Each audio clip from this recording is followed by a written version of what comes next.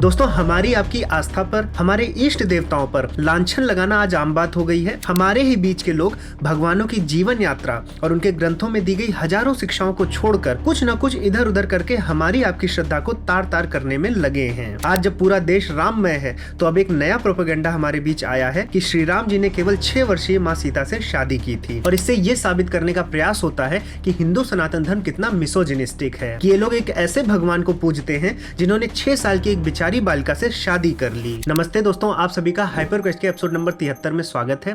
दोस्तों, ये जो जनवरी का महीना है ये हमने श्री राम जी को पूरा का पूरा डेडिकेट किया है।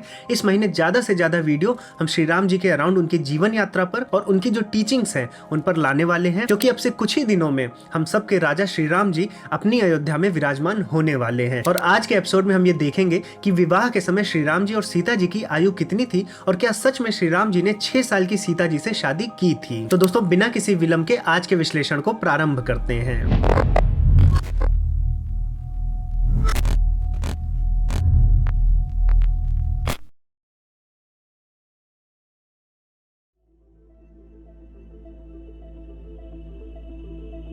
अब दोस्तों, ये जो आरोप लगाया जाता है कि आपके मर्यादा पुरुषोत्तम श्री राम जी ने एक 6 वर्ष की छोटी बालिका से विवाह कर लिया, इस आरोप को सपोर्ट करने के लिए वो आपके सामने वाल्मीकि रामायण के अरण्यकांड के 47वें अध्याय के 4थे और 10वें श्लोक को रखते हैं। अरण्यकांड के इन दोनों श्लोकों में माता सीता जी ये बता रही हैं कि वो अयोध्या में 12 वर्षों तक रही और जब 18 वर्ष की थी तब वो वनवास के लिए गई थी और जब वनवास के लिए जा रही थी तब श्री राम जी की आयु 25 वर्ष की थी। अब इससे जब कैलकुलेशन की जाती है तो सीधा सीधा पता चलता है कि चूंकि वो 12 वर्षों तक अयोध्या में थी और अभी 18 वर्ष की है जब वनवास गई, तो यानी कि 6 वर्ष की जब वो रही होंगी जब वो अयोध्या को आई थी। तो इससे ये अनुमान लगाया जाता है कि 6 वर्ष की आयु में सीता जी ब्याह करके अयोध्या आ गई थी। और यहीं से श्री राम जी की भी आयु निकाल ली जाती है कि अगर 25 वर्ष की आयु में वो वनवास गए हैं और 12 वर्षों से सीता जी के साथ थे, यानी कि 13 वर्ष की ही आयु में उनका विवाह सीता जी से हो गया था। तो इन श्लोकों से ये पता चलता है कि सीता जी की आयु 6 वर्ष की थी और 13 वर्ष की आयु श्री राम जी की थी विवाह के समय। तो क्या हम मान ले कि ये आरोप सच है? लेकिन ये आरोप इतना भी सीधा नहीं है, क्योंकि अगर आप बहुत से श्लोकों में गहराई में उतरेंगे तो आपको कुछ और भी चीजें पता चलेंगी। तो अब हम वाल्मीकि रामायण में इस बात की सत्यता की परख करने के लिए और भी श्लोकों को देखेंगे। दोस्तों, अब हम सत्य खोजने निकल तो गए हैं, लेकिन सत्य खोजना इतना आसान भी नहीं है, क्योंकि वाल्मीकि रामायण में ऐसे कई श्लोक हैं जहां पर जब आप श्री राम जी की या सीता जी की आयु के विषय में जानेंगे तो बहुत ढेर सारे कॉन्ट्राडिक्शन भी उपलब्ध होते हैं। जैसे कि हम वाल्मीकि रामायण के अयोध्या कांड के 20वें अध्याय के 45वें श्लोक को देखें तो वहां पर जब श्री राम जी कौशल्या माँ को ये बताते हैं कि वो वनवास जा रहे हैं तो कौशल्या माँ दुखी होते हुए इस श्लोक को बोलती हैं। वहां पर वो बोलती हैं 10 सप्त च वर्षाणी। 10 माने 10, सप्त माने 7, यानी यहाँ पर यह बताया जा रहा है कि श्री राम जी जब वनवास जा रहे थे तब 17 साल के थे, ना कि 25 साल के, जैसा कि हमने पहले देखा है। इसके अलावा अगर आप बाल कांड में जाएंगे तो वहां पर भी आप देखेंगे कि 20वें अध्याय के दूसरे श्लोक में जब विश्वामित्र जी श्री राम जी को लेने आते हैं तो वहां पर राजा दशरथ बता रहे हैं कि अभी मेरा पुत्र 16 वर्ष का भी नहीं हुआ है, वो कैसे इन बड़े बड़े राक्षसों से लड़ेगा। तो यहां से हम ये बात समझ सकते हैं कि श्री राम जी जब विश्वामित्र जी उन्हें लेने आए थे तो 16 वर्ष के नहीं हुए थे। तो इसका मतलब ये था कि वो 16 वर्ष की आयु के आसपास रहे होंगे। कुछ लोग ये भी कह सकते हैं कि बहुत छोटे रहे होंगे। और यहाँ पर एक और हम प्रमाण ले सकते हैं योग वाशिष्ठ से, जिसको महारामायण कहा जाता है। वहां पर भी ये बात बताई गई है कि जब विश्वामित्र जी श्री राम जी को लेने आते हैं तो श्री राम जी की शिक्षा पूरी हो गई थी और वो एक बार भारत भ्रमण कर चुके थे। तो इससे पता चलता है कि श्री राम जी की आयु उस समय तक 14-15 वर्ष की हो गई होगी। लेकिन फिर इससे कॉन्ट्राडिक्शन पैदा होता है कि जब विश्वामित्र जी के साथ वो गए, फिर वहां पर उन्होंने उनकी रक्षा की राक्षसों से, फिर सीता जी से विवाह किया, उसके बाद 12 वर्ष तक फिर वो अयोध्या में रहे, तो 17 वर्ष की आयु में कैसे वनवास जा सकते हैं, जैसा कि अभी हमने पिछले श्लोक में देखा था। तो दोस्तों, हम देख सकते हैं कि वाल्मीकि रामायण के अंदर ही श्री राम जी की आयु को लेकर बहुत ढेर सारे कॉन्ट्राडिक्शन हैं। तो सत्य क्या है, इसको पता लगाने के लिए हमें और भी गहरा रिसर्च करना पड़ेगा कि वो 17 वर्ष के थे या 25 वर्ष के थे जब वो वनवास जा रहे थे, या फिर उनकी आयु कुछ और ही थी। साथियों, वाल्मीकि रामायण संस्कृत भाषा का एक उत्कृष्ट काव्य ग्रंथ है और इसकी महिमा हम तभी समझ पाएंगे जब हमें संस्कृत भाषा का ज्ञान हो, क्योंकि हमें अर्थ तो पता चल जाएगा।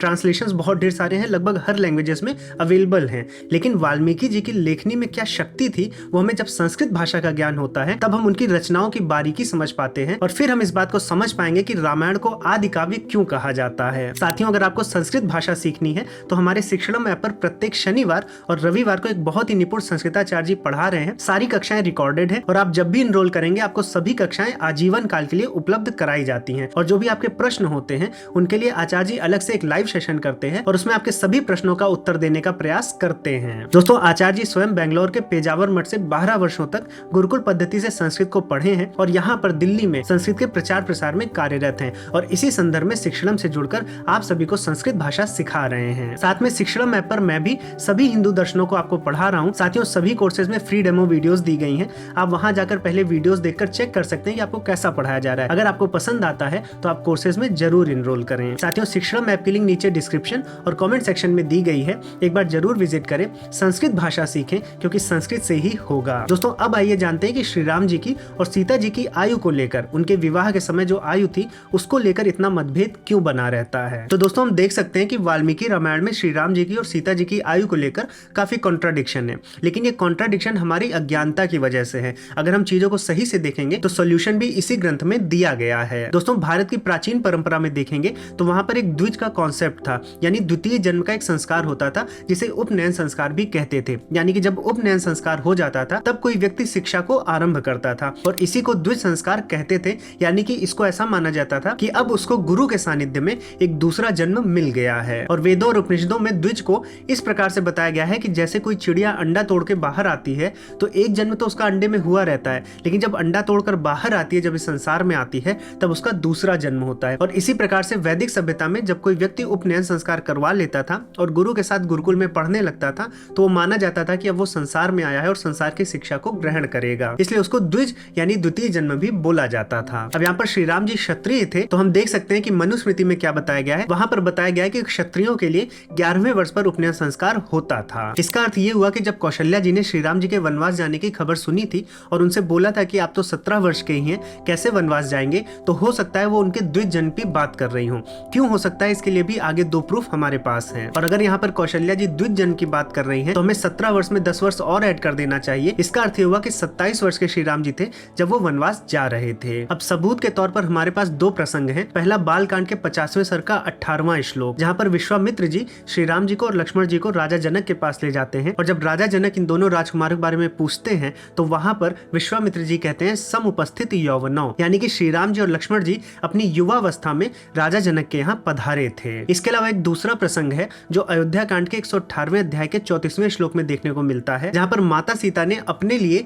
एक शब्द का प्रयोग किया है, पति संयोग सुलभम, यानी उन्होंने वहां पर बोला है कि अब चूंकि वो मैरिजेबल एज में पहुंच गई थी इसलिए उनके पिता को उनकी शादी की चिंता सताने लगी थी। और अगर आप सुश्रुत संहिता के 35वें अध्याय के 10वें सूत्र को देखेंगे तो वहां पर बताया गया है कि एक पुरुष के लिए युवावस्था 25 वर्ष की आयु होती है और एक स्त्री के लिए 16 वर्ष की। तो यहाँ हम देख सकते हैं कि जब श्री राम जी लक्ष्मण जी के साथ राजा जनक के दरबार में पधारते हैं तो सीता माँ भी युवावस्था को प्राप्त हो चुकी थी और श्री राम जी भी। और उसके बाद जब उनका विवाह हुआ तो विवाह के पश्चात 12 वर्ष तक वो अयोध्या में रुके थे और उसके बाद फिर वनवास पर गए थे। और ये तो वाल्मीकि रामायण जो गीता प्रेस द्वारा प्रकाशित है वहां से हमें जो ज्ञान मिलता है उस पर चर्चा की गई है। इसके साथ साथ जो रामायण का क्रिटिकल एडिशन है वहां पर यह बताया गया है कि विवाह के पश्चात 1 वर्ष ही श्री राम जी और सीता जी अयोध्या में रुके थे और उसके बाद ही वो वनवास को चले गए थे। तो यहाँ पर हम देख सकते हैं कि वनवास जाते समय या तो श्री राम जी की आयु 27-28 वर्ष की थी या फिर 35-36 वर्ष की, जिससे सिद्ध होता है कि श्री राम जी और सीता जी के बीच में बाल विवाह नहीं हुआ था, उन दोनों का विवाह युवावस्था में ही हुआ था। तो दोस्तों, आई होप कि इस वीडियो के माध्यम से आपको श्री राम जी और सीता जी की आयु के विषय में बहुत कुछ जानने को मिला होगा। उनकी विवाह के समय क्या आयु थी और उनका वनवास जाते समय क्या आयु रही होगी। दोस्तों, इसी प्रकार से हमारी राजा राम सीरीज में बहुत ढेर सारी वीडियोस आने वाली हैं जहां पर हम श्री राम जी की टीचिंग्स की भी चर्चा करेंगे और साथ में बहुत ढेर सारे आरोपों के पीछे की सत्यता भी जानेंगे। तो दोस्तों, इस पूरे महीने हम राजा राम जी पर बात करने वाले हैं। अगर आपको ये वीडियो पसंद आई है तो अपने दोस्तों और परिवारजनों में जरूर साझा करें और कमेंट सेक्शन में भी हमें अपनी राय बताएं। दोस्तों, अगर चैनल को सब्सक्राइब नहीं किया है तो चैनल को भी सब्सक्राइब कर ले। और अगर आपको संस्कृत भाषा सीखनी है और अपने हिंदू दर्शनों को और गहराई से समझना है तो हमारे शिक्षणम ऐप को आज ही डाउनलोड करें और अपने प्रिय कोर्सेज में इनरोल करें। दोस्तों, अब मैं दूंगा इस वीडियो को यहीं पर विराम। अब मैं मिलूंगा एक नए टॉपिक के साथ नई वीडियो में, तब तक के लिए जय श्री राम।